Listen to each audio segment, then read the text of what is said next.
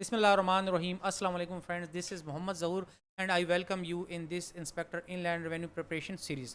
दोस्तों एक अच्छी बात कि आप लोगों का रिस्पांस बहुत अच्छा आ रहा है। जब मैं वॉच टाइम को देखता हूँ तो आप लोग, इसका मतलब है कि बड़े डीपली इसको स्टडी कर रहे हैं और जितना आप सुन रहे हैं तो शायद मेरे घर वाले भी नहीं सुनते हैं मुझे तो थैंक यू इस आपके ट्रस्ट का। आज हम पढ़ेंगे सेक्शन 22। सेक्शन 22 जो है वो है डिडक्शंस में डेप्रिसिएशन के साथ। डेप्रिसिएशन, अब कुछ लोग ऐसे होंगे कि जिनको डेप्रिसिएशन का नहीं पता होगा, तो मैं आपको बता देता हूँ इसकी क्या डेफिनेशन होती है। वैसे इनकम टैक्स में इसके साथ सेक्शन 22 डील कर रहा होता है।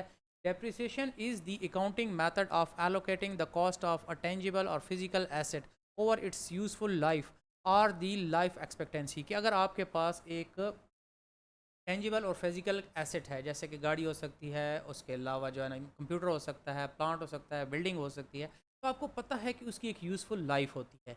तो उसकी जो कॉस्ट है वो आपने उसकी यूज़फुल लाइफ के ऊपर स्प्रेड कर देनी है।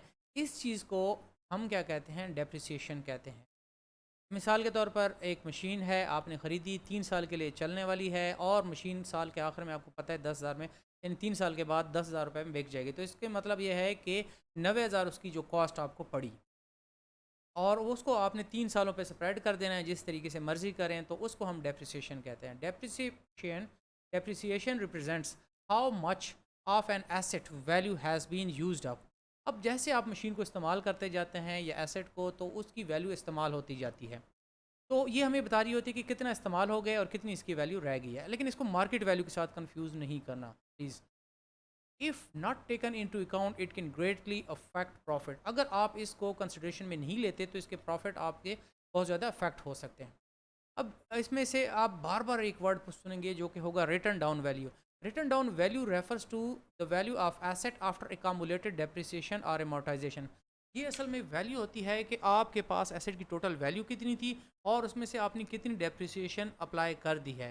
मिसाल के तौर पर आपका एसेट था 1 लाख का और जो एनुअल आप ले रहे थे डेप्रिसिएशन होती 10,000 रुपये। तो 2 साल आपने इस्तेमाल किया, तो इसका मतलब 10 × 2, तो ये क्या हो जाएगा, 20,000 डेप्रिसिएशन हो चुकी है। तो 1 लाख में से 20 लाख माइनस करेंगे तो आपके पास रह जाएगी 80,000। अब 80,000 इसकी रिटर्न डाउन वैल्यू है।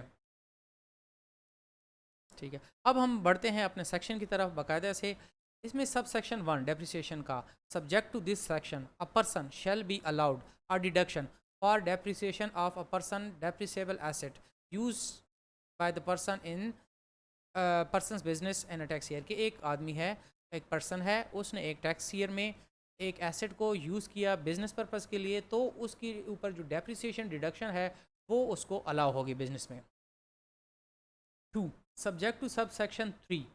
अब आपने सब सेक्शन 3 को भी माइंड में रखना है, ठीक है। लेकिन साथ आगे हम इसको करते हैं।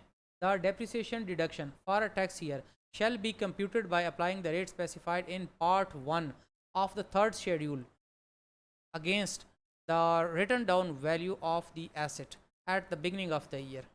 कि आपके पास अगर एक डेप्रिसिएबल एसेट है तो उसमें कितनी डिडक्शन आप अप्लाई करेंगे। इसके लिए नॉर्मल उसमें से ये एक स्पेसिफिक रेट्स हैं कि अगर आपके पास इस तरह की इक्विपमेंट है तो आपने इन रेट्स को फॉलो करना है। अगर इसमें नहीं है तो फिर आप अपना कोई अकाउंटिंग मेथड इसमें से कर सकते हैं, अदरवाइज़ आपने इनको फॉलो करना है। और ये part 1 of the third schedule में जो रेट्स दिए हैं, रिटर्न डाउन वैल्यू लें, मिसाल के तौर पर आपके एसेट की रिटर्न डाउन वैल्यू रही 70,000, तो अब आप उसके परसेंटेजेस या रेट्स जाके चेक करें यहाँ और उसके ऊपर आप इसकी कैलकुलेशन करें। ये आपके पास देखें, ये है थर्ड शेड्यूल और उसका पार्ट 1 डेप्रिसिएशन के साथ depreciation rate specified for the purpose of section 22 shall be. और ये बिल्डिंग के लिए 5% है, फैक्ट्री के लिए 10% है, आगे 30% है। ये रेट सारे आप खुद इसको स्टडी कर लें। अब जिस तरह कि आपके पास एक बिल्डिंग है, तो बल्कि फ़र्नीचर की एग्जांपल लेते हैं। फ़र्नीचर आपने 1 लाख का ख़रीदा था, अब इसकी रिटर्न डाउन वैल्यू पहले साल तो आपके पास 1 लाख ही होगी, तो 10% की डेप्रिसिएशन लगाएंगे तो 10,000 रुपये उस साल की डेप्रिसिएशन लग जाएगी, एक कॉस्ट लग जाएगी। और आपके पास अब अगले साल जो एसेट की जो रिटर्न डाउन वैल्यू होगी 90,000 होगी। अगले साल 90,000 जो रिटर्न डाउन वैल्यू उस पर 10% का अप्लाई करेंगे तो 9,000 आपके लिए डेप्रिसिएशन एक्सपेंस आ जाएगा। यही बात उसने यहाँ किया।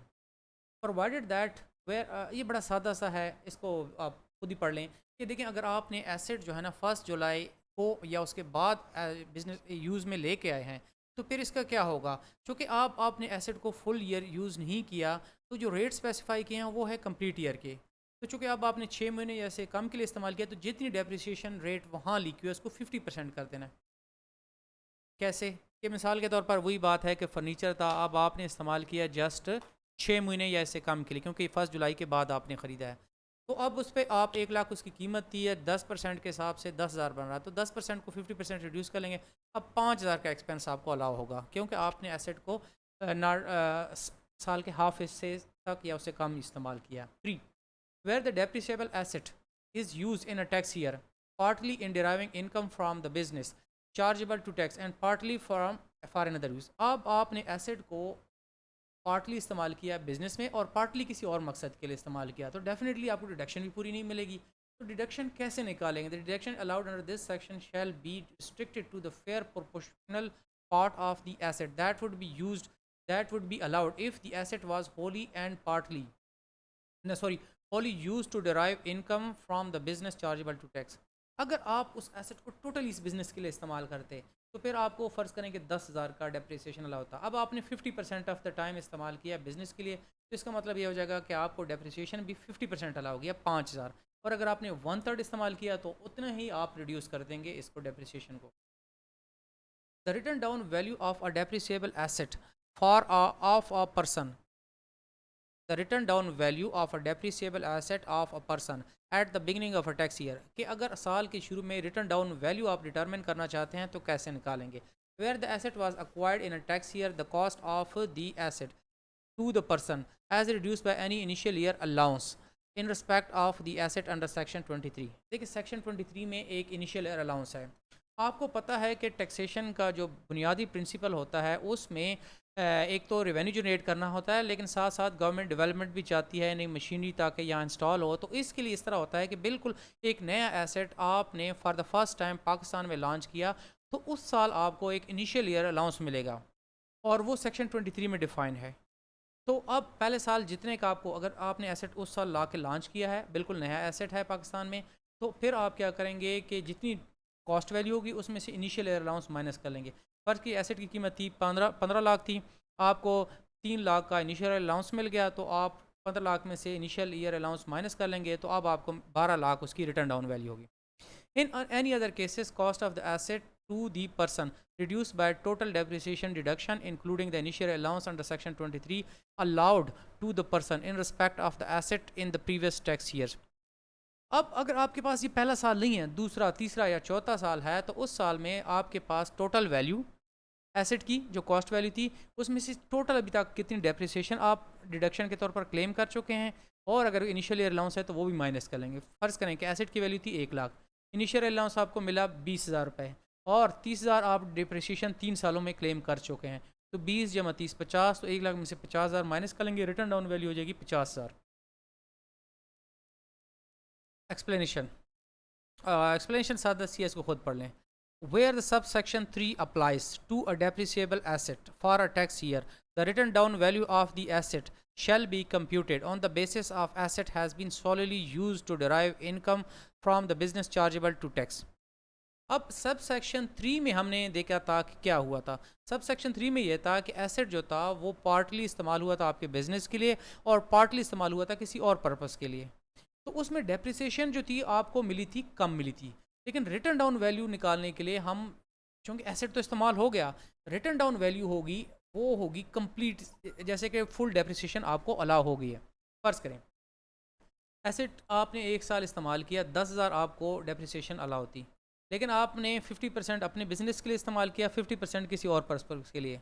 तो ऑल दो आपको डेप्रिसिएशन जो डिडक्शन अलाउ थी वो 5,000 की अलाउ थी, लेकिन रिटर्न डाउन वैल्यू में आप 1 लाख में से 10,000 कंप्लीट माइनस करेंगे, क्योंकि आपका एसेट तो बहरहाल इस्तेमाल हो गया। ये बड़ी ख़ास बात है।